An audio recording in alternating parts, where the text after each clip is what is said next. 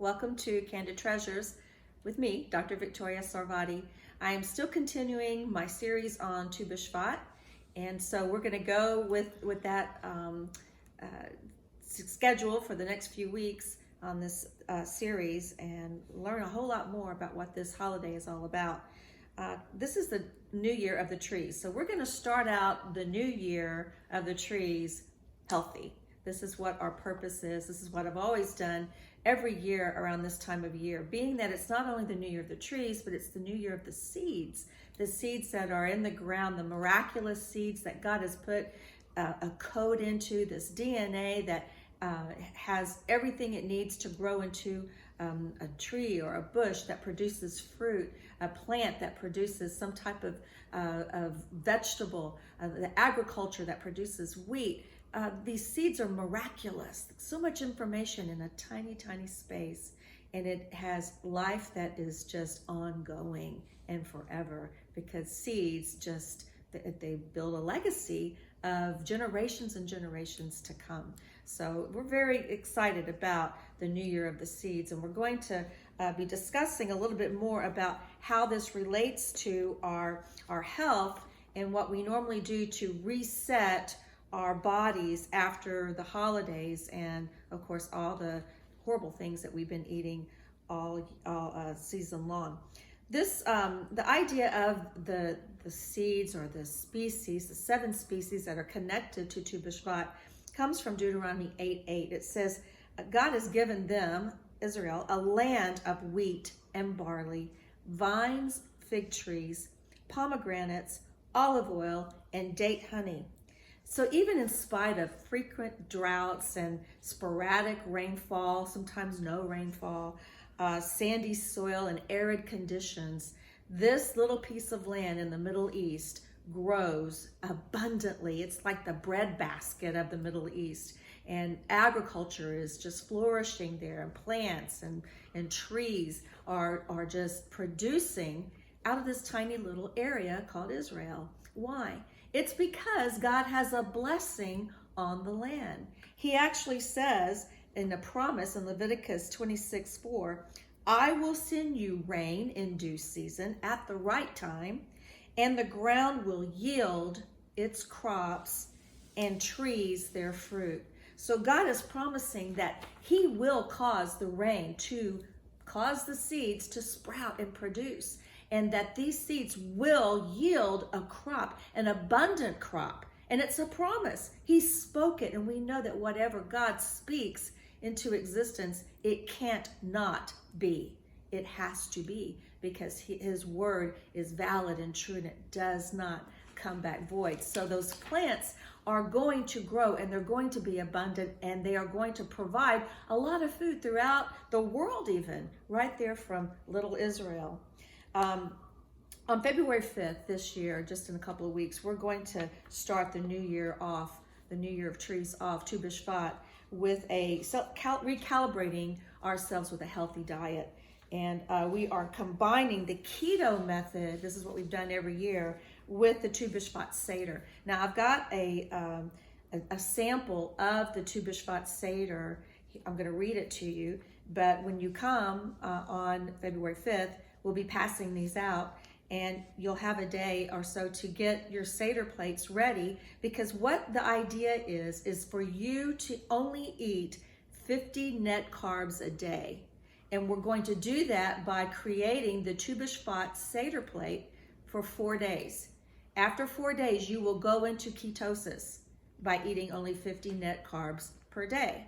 I'm going to explain a little bit more about that in a minute, but it's good to have a basis that we all can start on and be accountable to each other, and using these foods that are blessed. And I'm going to go into more about the blessings over this food next week, but this food that I feel like God has put His hand on, He's blessed it. He's blessed the land to produce it. He's even written about it in His word. There's something about these foods that have an ongoing health benefit. Scientists call them superfoods. And they're going to be the Tu B'Shvat Seder plate that we're going to base our diet on every single day. So 50 net carbs of, and let me just give you an idea what's on the Tu B'Shvat plate, because wheat and barley is included in that scripture in Deuteronomy 8:8, we have added 2 slices of the Oro wheat keto bread. Now there are other brands as well, but just make sure that these bread slices only have 3 net grams of carbs. So you get 2 in your allotment, 2 slices of the Oro wheat keto bread. That comes to 6 grams. You get a half a cup of almonds or pistachios, or if you want, 2 tablespoons of peanut butter or almond butter. That's also 6 grams. A half a cup, a fourth a cup of sliced grapes, or get this, 6 ounces of either Cabernet, Merlot, or Pinot Noir if you want to drink a glass of wine, which is okay because it's a part of these species, these 7 species. 6 grams for that. By the way, if you drink a glass of Malbec, there are no net grams of carbs in Malbec wine. So you could have your 1/4 cups of sliced grapes and your cup or your glass of Malbec wine, and that's 6 ounces of that. 1/4 cup of fresh figs is 6 grams. 1 teaspoon of date honey, or just 1 date, is 6 grams. 1/4 cup of pomegranate seeds, 6 grams. And then green or black olives is less than 1 gram, so it's almost negligible. And then we have some substitutes that, and by the way, that's only about 36, 37 grams. You're not even at 50 grams yet, just by eating all of that. And then the substitutions, you can have a half a cup of blueberries or strawberries, or you can have a whole cup of blackberries and raspberries, and all of that has just 6 grams. So you could substitute out the pomegranate seeds, or you could substitute the date honey. And this would be your plate. You make it every day, you put it in the refrigerator, and you bring it out to eat it. Now, you might think, well, is that all I get to eat? No, that's not all you get to eat. That's your net carbs for the day. And that's what's going to send you into ketosis. What can you eat? Your basic diet? Well, these are the foods that have less than 1 gram. And I guess you need to probably figure that and calculate that into your total grams. But less than 1 net gram is a tablespoon of goat, sheep, Parmesan or cream cheese, a cup of unsweetened coconut or almond milk, a clove of garlic, an organic egg, 1 ounce of turkey bacon, organic vinegar, 1/2 cup of celery, green beans, spinach, coconut milk, almond milk, and avocado. All of that is around less than 1 or 1 gram of carbohydrates. Also, a half a cup of zucchini, mushrooms, cabbage, or cauliflower is around 1 gram or just over 1 gram. So we're talking very little, very negligible, and you can probably just add that in and subtract what you need out from the Tu B'Shvat plate. But get this, these next foods have 0 net carbs. Grilled or sauteed chicken, steak, or fish, organic pasture-fed cow butter, grilled, steamed, sauteed, or raw vegetables of broccoli, asparagus, lettuce, kale, also organic olive oil, coconut oil, garlic, and sea salt. 0 net carbs. So you can probably have several pieces of fish if you like, or several servings of broccoli or asparagus. So it's really not a hard diet. You get to eat. It's just you watch those net carbs and make sure you are taking in the right amount so that your body goes into ketosis. What happens when you go into ketosis? You begin to, what is the difference between a carb and a net carb? Well, everything we eat practically, except for maybe proteins, have carbs in it.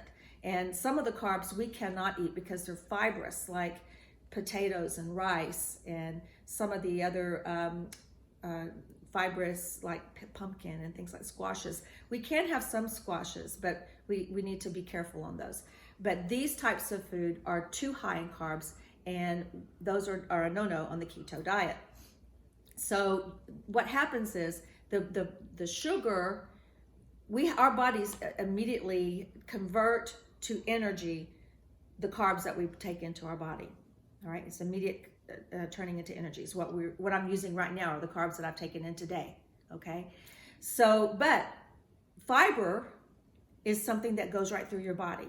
Those carbs don't count, and also xylitols and sugars, those type of sugars that are really, like agave and stevia, those go right out too. So those are eliminated and you don't use them and they're not counted. So what they do is they take the total carbs of a food.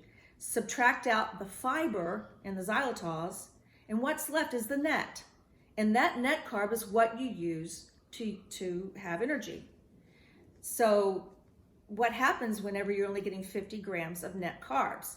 Well, what you're doing is having to break down stored fat that's in your fat tissues, and you're going to lose that fat. It's just going to go away. It has to convert into energy something. And if there's no net carbs to convert, or very few, and the 50 is the max, if there's less than 50 in your diet, or 50 or less, you are going to have to start converting those stored fat cells or fat energy in your body. And that's really awesome. So last year when I did this, I lost a half a pound per day once I got into ketosis. Also, there's other testimonies of those in our fellowship that had the same experience. So I think this is a great opportunity for us to band together and support one another, to get healthy, to make our bodies well again, to find equilibrium and marpe, a healing in our bodies. Because if we eat too many sugars, if we eat all this bad food, we're going to just be like a cesspool for disease and cancer and diabetes and all these other things, that heart attacks, cholesterol. These are things that come as a result of our bad eating habits. So this is a good time to clean out the house, clean out the temple, because this is the temple where the Lord lives. So we need to take care of it, take care of our bodies, have a good recalibration, a good reset, using Tu B'Shvat and the Seder plate to get us kicked off into a new year. And may we all become healthy, and may we all be able to worship and praise the Lord, serve him better. In the name of Yeshua. Talk to you guys later.